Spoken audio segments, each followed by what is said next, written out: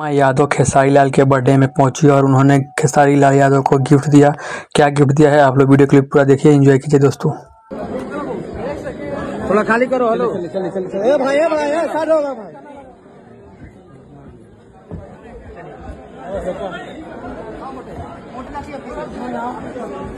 अरे वाह वाह वाह वाह, बढ़िया। Happy birthday. Happy birthday. Thank you दीदी, थैंक यू सो मच दीदी। हाँ, एक मिनट। मेरी तरफ से एक छोटा सा गिफ्ट है और खोलना पड़ेगा आपको। ये पकड़ो ना।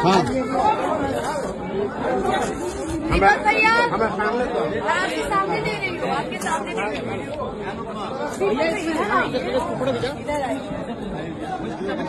मुझे लगता है मेरी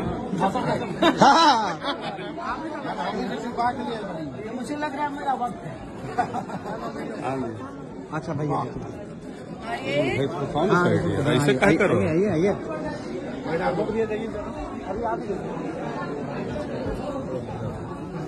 ये देखिए। हाँ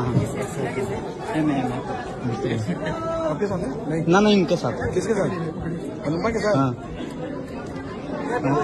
हैप्पी बर्थडे। चलो अभी